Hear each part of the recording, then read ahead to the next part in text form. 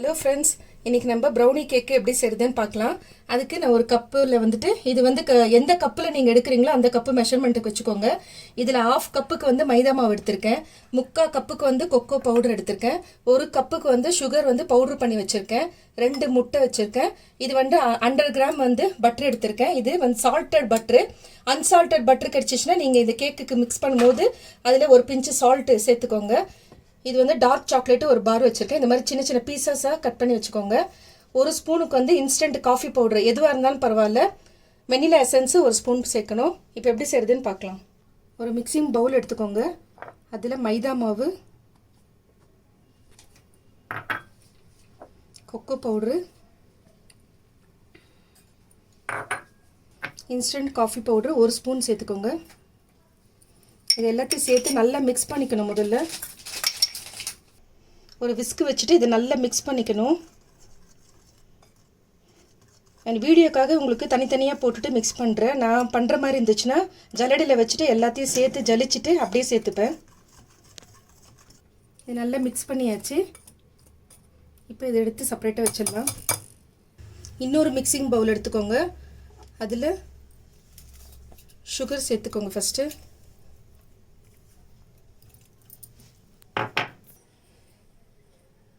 Next முட்டை 2 முட்டை உடைச்சி ஊற்றிக்கோங்க.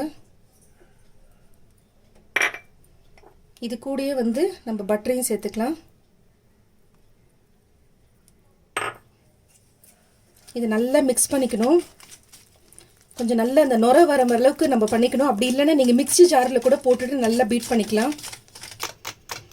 நல்லா இந்த மாதிரி மிக்ஸ் பண்ணிக்கோங்க.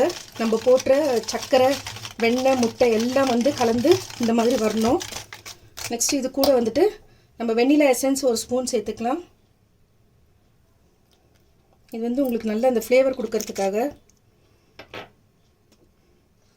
இந்த பவுடரு இது கூடயே சேர்த்து மிக்ஸ் பண்ணிக்கணும். இதையும் சேர்த்து நல்லா கலந்துக்கோங்க.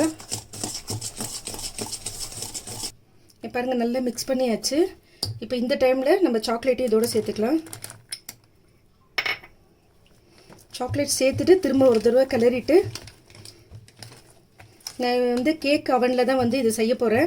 நீங்கள் வந்து இட்லி பாத்திரம் இருந்துச்சுன்னா கூட இட்லி பாத்திரத்தில் ஒரு பேக்கெட் உப்பு எடுத்து கொட்டிடுங்க. சால்ட்டு வந்து கொட்டிட்டு அது கொஞ்சம் ஹீட் ஆகிற வரைக்கும் ஒரு 5 மினிட்ஸ் வெயிட் பண்ணிவிட்டு, அதுக்கு மேலே எந்த பாத்திரம், இண்டாலியம் இல்லைனா அலுமினியம், அந்த பாத்திரத்தில் வந்து கொஞ்சம் வெண்ணெய் இல்லைனா நெய் தடவிட்டு இந்த மிக்சிங் அதில் போட்டுட்டு ஃபுல் லோ ஃப்ளேமில் வச்சிட்டிங்கன்னா ஒரு 1/2 hour ஆகும் வேகிறதுக்கு.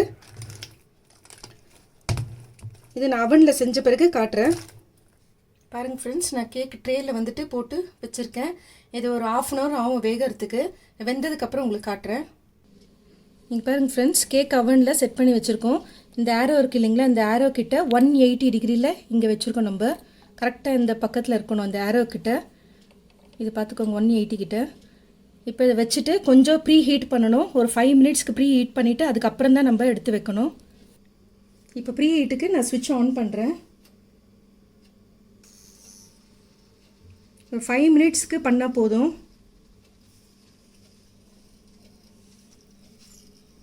இங்கே பாருங்கள், ஆன் ஆச்சுன்னா இங்கே லைட் எரியும் உங்களுக்கு.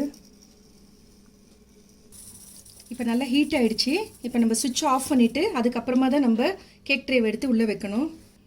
இப்போ ட்ரே உள்ளே வச்சாச்சு. இப்போ அது லிட்டு போட்டு மூடி விட்டுடலாம்.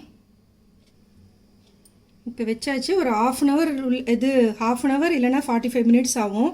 நம்ம வெயிட் பண்ணி பார்க்கலாம். இப்போ 45 நிமிஷம் ஆயிடுச்சு. இப்போ நம்ம ஸ்விட்ச் ஆஃப் பண்ணிவிட்டு ஓப்பன் பண்ணி பார்க்கலாம். இப்போ வெந்திருச்சா இல்லையான்னு செக் பண்ணுறதுக்கு நம்ம நைஃப் விட்டுட்டு ஒரு கீரல் போட்டு பார்க்கலாம். இங்கே பாருங்கள், க்ளீனாக இருக்குது. ஸோ க்ளீனாக இருந்துச்சுன்னா வெந்திருச்சுன்னு அர்த்தம். இப்போ நம்ம எடுத்துடலாம். இப்போ இதை வந்து ஒரு பிளேட்டில் வச்சுட்டு நம்ம பார்க்கலாம். இந்த மாதிரி க்ளோஸ் பண்ணிவிட்டு திருப்பிக்கோங்க. பட்டர் பேப்பர் போட்டு பண்ணியிருக்கிறதுனால க்ளீனாக வரும். பட்டர் பேப்பர் இல்லைன்னா கூட வெண்ணெய், நெய் போட்டு இந்த பிளேட்டில் தடவிட்டு போட்டிங்கன்னா கூட இந்த மாதிரி க்ளீனாக வரும். இப்போ இந்த பேப்பர் எடுத்துடலாம்.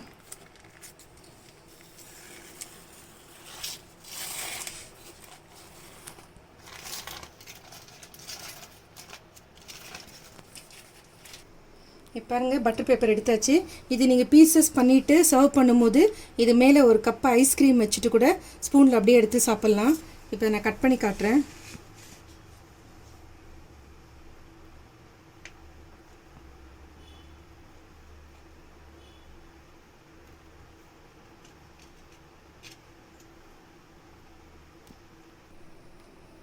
பாருங்க இந்த மாதிரி சின்ன சின்ன பீசஸ் பண்ணிக்கோங்க.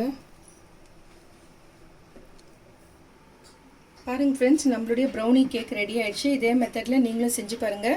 பிடிச்சிருந்தால் லைக் பண்ணுங்கள், புதுசாக பார்க்குறவங்கள இருந்தால் சப்ஸ்கிரைப் பண்ணுங்கள், மறக்காமல் பெல் ஐக்கானை ப்ரெஸ் பண்ணுங்கள். அப்போ தான் நான் போடுற வீடியோ உங்களுக்கு உடனுக்குடன் நோட்டிஃபிகேஷனில் வரும். Thank you friends.